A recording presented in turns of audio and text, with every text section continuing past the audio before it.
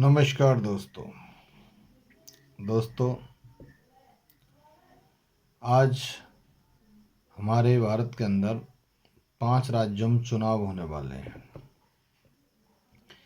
सभी राजनीतिक दल अपना दमखम लगाकर प्रचार कर रहे हैं और सभी राजनीतिक दल पहली बार ही नहीं, पहले से भी एक अपना शपथ पत्र देते आई हैं, जिसको हम घोषणा पत्र भी कह सकते हैं। अंग्रेजी में उसको मैनिफेस्टो भी कहते हैं। और घोषणा पत्र में अक्सर कर जो चुनाव लड़ने वाली पार्टियां होती हैं वह लंबे लंबे वादे करती हैं, चाहे वे वादे पूरे हों या ना हों। ये ज़रूरी नहीं है कि वादे पूरे हों, लेकिन लोक लुभावने वादे ऐसे किए जाते हैं जो लोग दिग्भ्रमित हो जाएं और उनके जाल में फंसते चले जाएं।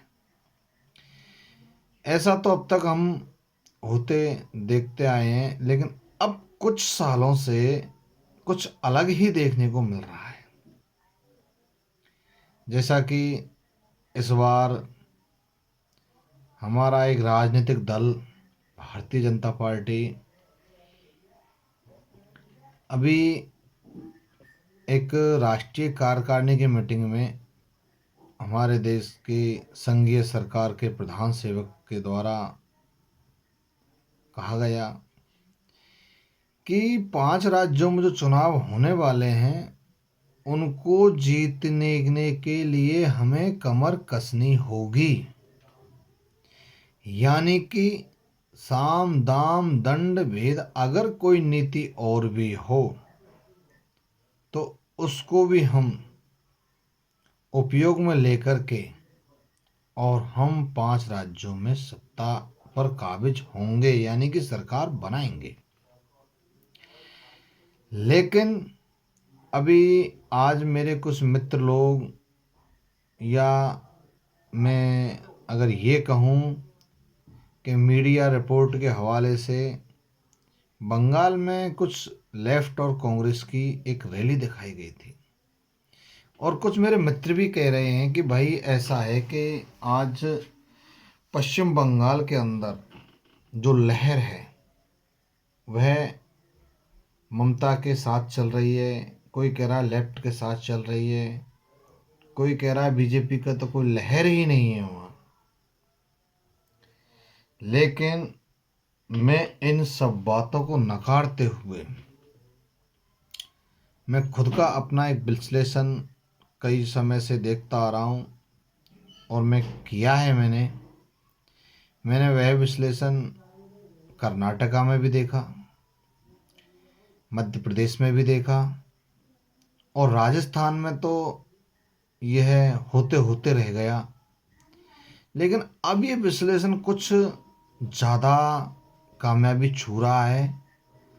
तो मौजूदा जो हमारी संघीय सरकार है वह उसी नीतियों पर ज़्यादा काम कर रही है।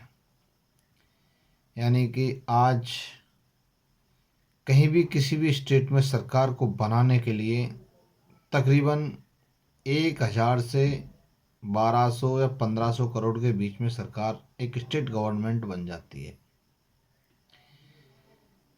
आज कोई भी स्टेट में गवर्नमेंट का अगर इलेक्शन होता है तो जो भी चुनाव लड़ने वाला व्यक्ति होता है उसके द्वारा खर्च की सीमा बंधी हुई होती है, वह खर्च भी किया जाता है और वह जीत कर भी आता है। लेकिन मैं ये इसलिए कह रहा हूँ कि जो सरकार होती है उसको बनाने के लिए 1000 से 1500 करोड़ की आवश्यकता होती है।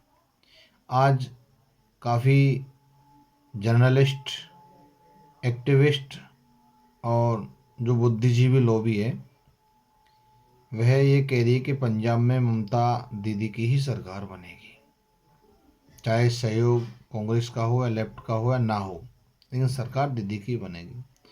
लेकिन मैं इस बात को सिरे से नकारता हूँ, क्योंकि दीदी की सरकार तो बनेगी ऐसा मेरा भी मानना है, लेकिन सरकार भारतीय जनता की पार्टी की बनेगी, यह सत्य है।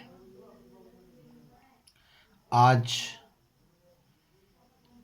वेस्ट बंगाल के अंदर 294 के आसपास सीटें हैं। हो सकता है ऊपर नीचे हों, मुझे कन्फर्म नहीं है। लेकिन भारतीय जनता पार्टी ने जो कर्नाटक के अंदर किया, जो मध्य प्रदेश के अंदर किया, वही इन 5 स्टेटों के अंदर होगा। वह क्या होगा? यानी कि इस लोकतंत्र में जनता के द्वारा चुना गया जो प्रतिनिधि होता है, जिसको नागरिक नेता कहा जाता है, वह नेता जाकर के बिक जाता है। ये तो ठीक है कि भाई कोई भी राजनीतिक दल जो होता है वह उसमें जाकर सम्मिलित होता है और समर्थन देता है और एक सरकार बनवाता है, और वह सरकार हमारे स्टेट का या देश का संचालन करती है। लेकिन उसके उलट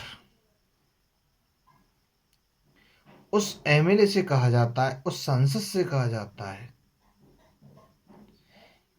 मान कर चलिए आज वेस्ट बंगाल के अंदर 150 सीट चाहिए बहुमत के आंकड़े के लिए, और भारतीय जनता पार्टी के पास 50 सीट निकल करके आए, तो बहुमत के लिए उसको 150 सीट चाहिए। अब दल बदल कानून के तहत 150 सीट तो वो ले नहीं सकते, लेकिन अपनी सरकार को बनाने के लिए वह उन जीते हुए एमएलए से इस्तीफा तो दिलवा सकते हैं। अगर 294 से अगर 100 सीटों को छोड़ करके और 200 सीटों पर हम मान लें, अगर 200 सीटों पर अगर इस्तीफा दिलाया जाए, तो एक एमएलए से यह पूछा जाएगा कि आप एक विधायक बनने के बाद में क्या प्रोग्रेस करोगे। और जो विधायक यह कहे कि मैं 1 अंक, 1.5 अंक, 2 अंक, 5 अंक, 6 अंक मैं इतनी प्रोग्रेस कर सकता हूं, तो ठीक है, आप 5 अंक प्रोग्रेस करते हो, हम आपको 6 अंक देंगे।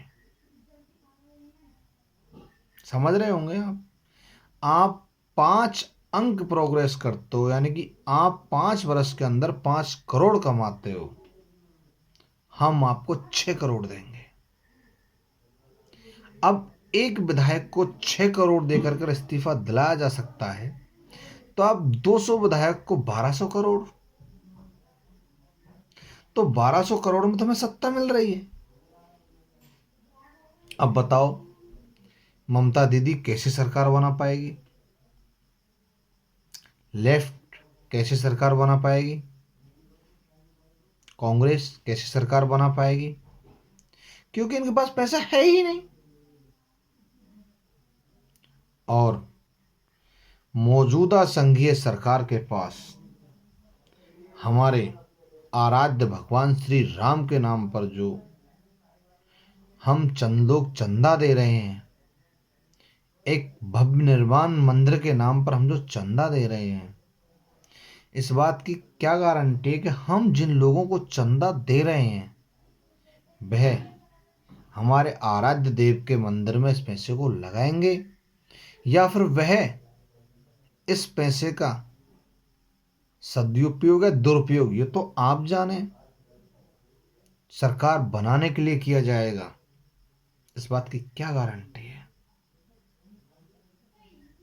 भाई हमारे जो आराध्य के नाम पर हम दान दे रहे हैं एक भव्य मंदिर निर्माण के लिए, इस बात की क्या गारंटी है कि जो लोगों को हम चंदा दे रहे हैं वह लोग उस चंदों का सदुपयोग और दुरुपयोग कर रहे हैं सरकार बनाने के लिए। तो अगर 1200 करोड़ में सीधी सीधी वेस्ट बंगाल की सरकार बन रही है तो क्या कोई भी राजनीतिक पार्टी सत्ता में आएगी? नहीं आएगी। सत्ता में भारतीय जनता पार्टी ही आएगी। और 1000 से 1500 करोड़ के बीच में पश्चिम बंगाल की सरकार भारतीय जनता पार्टी की ही होगी। इसमें जो हम नागरिक वोट देते हैं, नागरिक नेता यानी कि एमएलए या विधायक को, उसकी ताकत देखिए आप, उसकी औकात देखिए आप। हमने एक मजबूत सरकार बनाने के लिए उसको चुना है, लेकिन वह जा करके आज इस्तीफा देने में जुटा हुआ है कि मुझे तो बस मेरा पैसा मिल जाए, ये इस्तीफा लीजिए, मैं फ्लोर टेस्ट में शामिल नहीं होऊंगा, ना समर्थन में शामिल होऊंगा, ना सरकार में शामिल होऊंगा। तो सीधे सीधे कर्नाटक, मध्य प्रदेश की तरह वेस्ट बंगाल में भी सरकार बनेगी। बस मात्र 1500 करोड़, जो मौजूदा संघीय सरकार के लिए 1500 करोड़ को मायने नहीं रखते, क्योंकि वैसे भी बिजनेसों की पार्टी है, बिजनेसमैनों की पार्टी है। और खासकर उसके तो दो मेहमान, हम दो और हमारे दो। तो धन्यवाद दोस्तों, मैं तो बस यही कहना चाह रहा था। जो लोग कह रहे हैं कि ममता दीदी की सरकार बनेगी, लेफ्ट के साथ बनेगी, कांग्रेस के साथ बनेगी, नहीं बनेगी। बशर्ते पूर्ण बहुमत से जीत सकती है दीदी, लेकिन सरकार नहीं बना सकती, क्योंकि वो है इतना पैसा खर्च नहीं करेगी, और हो सकता है ना भी हो उनके पास पैसा। तो दोस्तों, मुख्य मेरा जो कहना यही है, अगर कोई अपना नेता चुने तो ऐसा चुने कि वह जिस सरकार के नाम पर हम उसको वोट दे रहे हैं, जिस पार्टी के नाम पर हम उसको वोट दे रहे हैं, वह उसी का जाकर के समर्थन करें। साथ ही हमारी जो मांगे हैं, हमारी मुख्य समस्याएं हैं और स्टेट की समस्याएं हैं, उनसे उस सरकार को अवगत कराए और एक स्थिर सरकार बना करके 5 साल के लिए सरकार चलाने में मदद करें। ऐसा विधायक चुने, न कि ऐसा कहने में मुझे शर्म आ रही है कि हमारी एक की दलित समाज की मिनिस्टर इमरती देवी जैसी कई हैं जिन्होंने सरकार में रहते हुए भी सरकार से समर्थन वापस लेकर के इस्तीफा दे दिया और विपक्षी पार्टी की सरकार को बनवाया था। तो मैं तो आप लोगों से यही कहना चाहूँगा, ऐसे विधायक ना चुने। अगर स्थिर सरकार चाहिए, ऐसे विधायक चुने जो मजबूती से, दृढ़ता से खड़े रहें और हम दो और हमारे दो वाली सरकार को इन राज्यों में नहीं आने दें, ताकि इस सरकार को सबक भी मिलेगा और साथ में समझ भी मिलेगी। तो इसी बात के साथ दोस्तों मैं अपनी बात को ख़त्म करता हूँ। जय भीम, जय भारत।